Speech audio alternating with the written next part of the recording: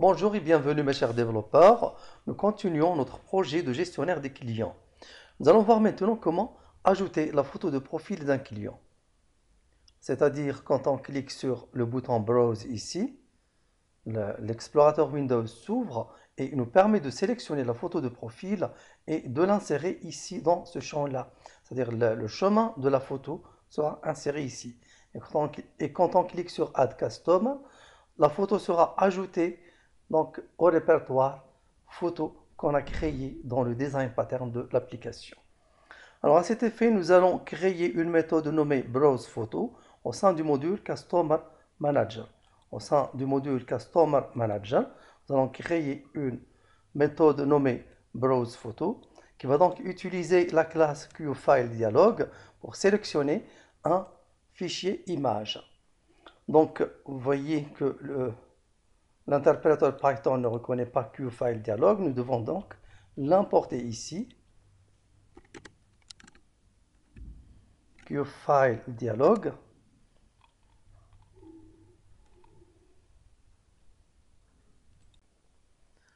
Alors, vous voyez qu'on utilise ici la classe QFileDialog, qui est une classe de PyQt5 permettant donc d'ouvrir une boîte de dialogue pour sélectionner un fichier depuis un répertoire de notre machine locale. Et grâce à la méthode getOpenFileName, qui permet donc de récupérer le fichier sélectionné en incluant son chemin. Donc c'est cette méthode-là, getOpenFileName, de la classe QFileDialog, qui permet donc de récupérer le chemin du fichier ou bien le nom du fichier image en incluant son chemin. Et tout cela sera enregistré dans un fichier qu'on a nommé ici FilePath. Et tout cela, sera enregistré dans une variable qu'on a nommée ici FilePath. Alors, le premier paramètre, none, veut dire ici qu'on ne va pas utiliser d'objet parent. C'est-à-dire, la boîte de dialogue s'ouvre d'une façon indépendante. Select image ici, c'est le titre de la boîte de dialogue. Et ensuite, je mets ici des cotes et à l'intérieur du vide, qui veut dire que le répertoire initial sera donc pris par défaut par la classe QFileDialog, c'est-à-dire le répertoire initial. Et ensuite, image, et entre parenthèses, on précise ici les types d'images qu'on peut sélectionner. Donc, d'après ce que j'ai mis ici, PNG, JPG, BMP, .gif, je n'aurai le droit de sélectionner que ces types de fichiers images. Je ne peux pas sélectionner d'autres. Si je veux sélectionner un autre type de fichier image, je l'ajoute ici. Et ensuite, options égale QFileDialog.options pour donc charger les options de la boîte de dialogue QFileDialog. Alors à ce moment-là, avant de faire quoi que ce soit, nous devons préalablement tester si la variable FilePath existe, c'est-à-dire s'il y a effectivement un fichier image sélectionné, si la variable FilePath existe. On utilise donc la structure conditionnelle if FilePath, et avant de continuer à coder, il faut savoir que FilePath, ce n'est pas exactement le fichier ou bien le chemin du fichier image sélectionné. Mais en réalité, c'est un tuple dont la première composante FilePath de 0, crochet de 0, et le chemin absolu du fichier sélectionné, et dans la deuxième composante est formé du filtre appliqué à l'extension, c'est-à-dire PNG, JPG, etc. Donc FilePath sera du type un tuple. Dans la première composante, c'est le chemin vers le fichier. La deuxième composante, c'est le filtre appliqué à l'image. Nous devons ensuite déterminer l'extension du fichier image sélectionné. Donc, il y a plusieurs méthodes pour ça. Donc, la méthode la plus simple, c'est de transformer donc, la chaîne de caractères qui contient ou bien qui est composée du chemin du fichier, en incluant son nom bien sûr, on doit la transformer en une liste en utilisant la méthode split. Donc, la chaîne de caractères qui contient le fichier image, c'est file path. On a dit c'est la première composante qui est crochée de 0, comme ça. Ensuite, dot split. On doit donc la transformer en une liste en prenant comme motif de séparation le caractère point. Et à ce moment-là, on prend le dernier élément de la liste qui sera donc l'extension du fichier. Donc, file extension, file-extension égale, donc j'utilise donc le caractère point, je l'ajoute au dernier élément de la liste, qui est donc L2, crochet de -1. Dernier élément de la liste, c'est -1. Donc, qu'est-ce qu'on a fait ici? On a pris le chemin du fichier image, on l'a transformé en une liste avec la méthode split en utilisant le caractère point. Donc, à chaque fois qu'on rencontre le caractère point, on crée un élément de la liste. Et donc, le dernier, si par exemple le fichier se termine par .png, donc le dernier c'est png. Donc, et comme ça, en ajoutant ici L de -1, on lui ajoute le caractère point, on obtient donc l'extension du fichier. Et après avoir obtenu l'extension du fichier image, nous serons obligés de générer un fichier image unique pour chaque client. Sinon, nous aurons des fichiers images qui vont écraser d'autres fichiers images existants. Imaginez si on fait l'upload d'un fichier image nommé profile photo.png et qu'il vient un autre client qui nous donne sa photo de profil qui porte le même nom, profile.png. À ce moment-là, cette dernière écrasera et remplacera la photo de profil de l'ancien client.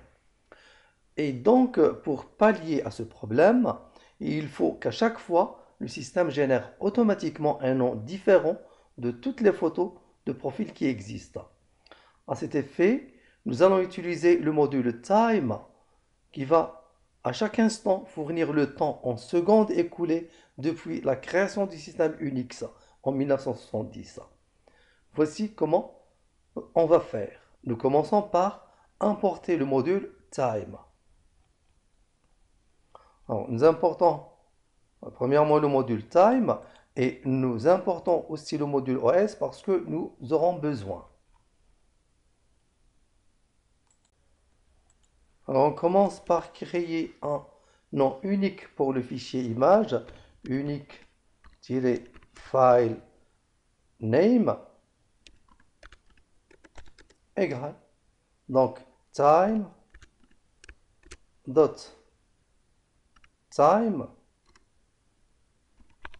mais on doit donc transformer tout ça en chaîne de caractères parce que c'est un nombre du type int ou bien entier, str. Et on lui ajoute l'extension tout simplement. L'extension c'est déjà récupéré ici, file extension plus file extension. File extension. Et ensuite, on doit renommer ce fichier ou bien déplacer ce fichier dans le répertoire image. Vous voyez ici, le répertoire image et exactement dans le répertoire photo qui se trouve dans le répertoire image. À cet effet, nous allons utiliser la méthode rename du module OS. Rename permet de renommer un fichier et permet aussi de déplacer le fichier quand on change de répertoire. Donc os.rename entre parenthèses.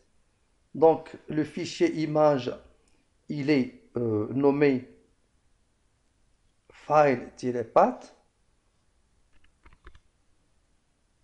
File-path, crochet de 0.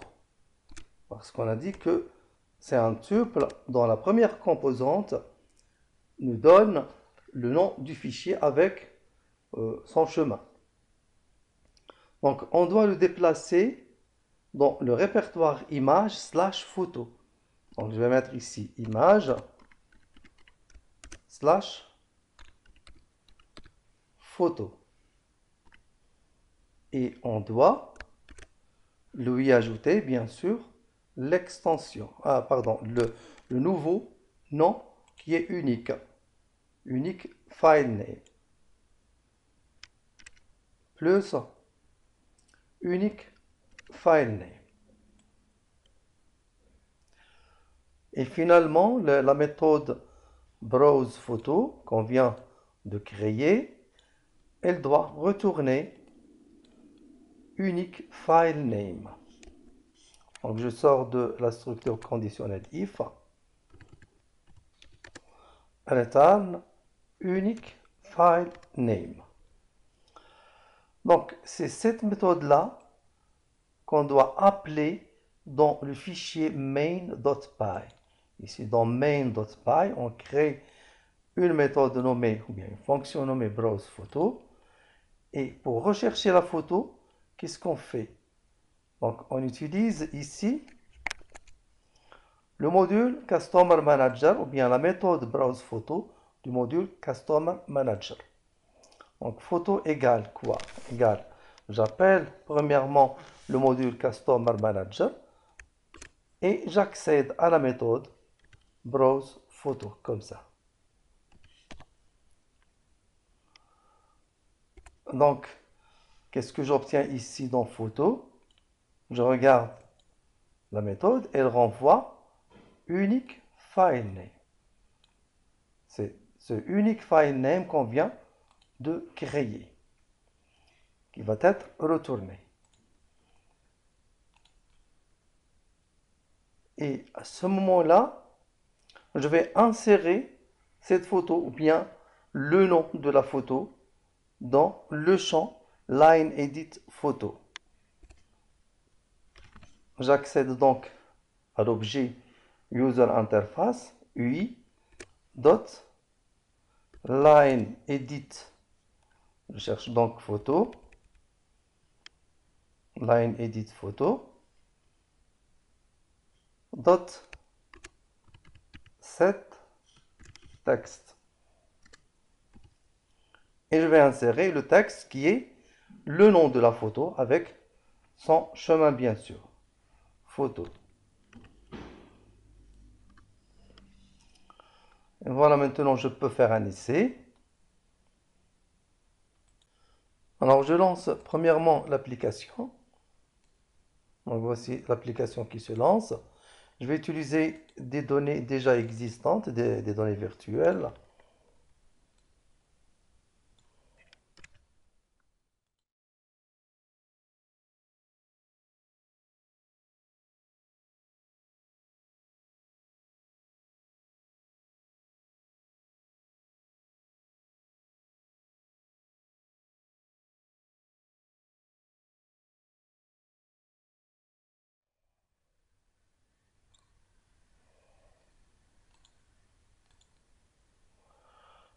Et je clique maintenant sur Add Customer. Et donc la photo que je viens de sélectionner va être enregistrée dans la base de données et aussi donc enregistrée dans le répertoire image slash photo. Add Customer. Et je regarde donc la photo de profil.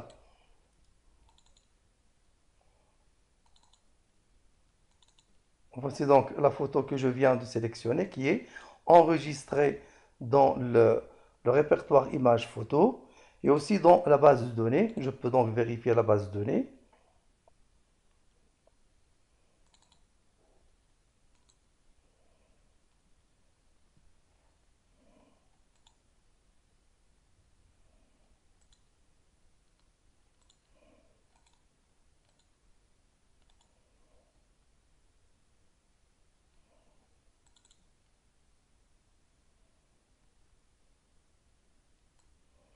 Je regarde les données. Voici donc le client que je viens d'ajouter, Alain Dupont. Et voici donc l'image qui vient d'être enregistré dans l'attribut photo. Le voici dans le système qui est enregistré au sein du répertoire image/photo. Je peux la voir même ici.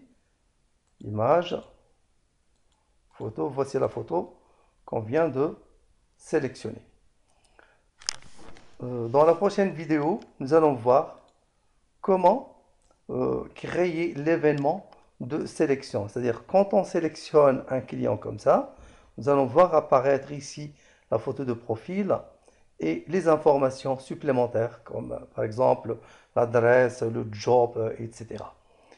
Alors, c'est terminé pour aujourd'hui. Je vous retrouve dans la prochaine vidéo.